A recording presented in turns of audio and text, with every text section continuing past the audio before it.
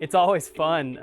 We're building products that are actually used by people, and that's the best thing to see. And personally, I love going to concerts and I love music, obviously. And so being in the music industry, but then not only that, being a person who builds products that other musicians use those products. They come to us and say, you know, we love this. Could you make it do this also? And you know, getting that feedback from people you really respect is something that I wouldn't trade for anything.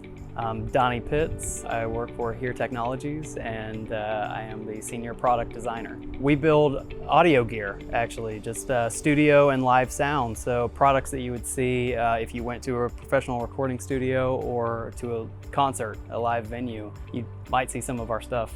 Oh man, typical day. Really working on new products. A lot of time is spent just kind of conceptualizing an idea of what we could build and what the need would be for that. A really cool product that I worked on for a long time was a product that is meant to be given to each musician of a band and lets them mix their own headphones instead of relying on one person, usually across the crowd, you know, to mix their own headphones for them. So instead of doing hand signals, they each get a little mixer and they can do their own headphone mix. I was always really into computers, never knew that was going to turn into the job that I have, but when I first started, I was actually in a completely non-technical role. I was doing some shipping and receiving, and from there moved on to repairing some hardware. And after that, I got a chance to actually design a small piece of a bigger part, kind of just figured it out on my own, which was great. You know, that is exactly, I think, what needed to happen, because I started to realize the interconnection between the hardware and the software. And you know, the software side was something I was more familiar with, but really understanding the other side of that, and then how can we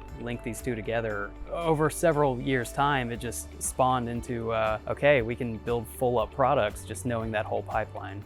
Something I wish I knew about this industry earlier. It's a daily grind, like it never stops. There's always something else to learn. That is both a good thing and I guess it could be a bad thing, but it never gets boring as long as you're self-motivated and have a curiosity about just how things work. There's just so much to learn out there. If I had known that the landscape was just so massive for things to learn, I might have started a little bit earlier.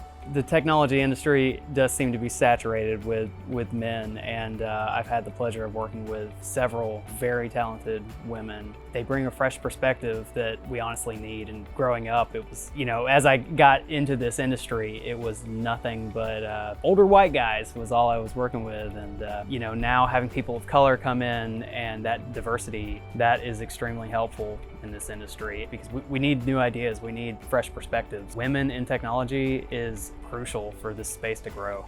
Honestly, just take a shot at a company that's already established, and even if it's not the role you're looking for, if you can afford that time to just start even from the ground up, there's nothing wrong with that. And these companies, they admire that, and as long as you're showing initiative to really get in there, you know, make your ideas be known, even if you're not the one implementing it at first. Just be vocal, be a team player for them. That's all it really takes, because trust me, everyone will see that, and you will end up getting to the point where you are the one that they're looking up to. She's not here right now. I think she, oh, look at that. I think that wraps this up.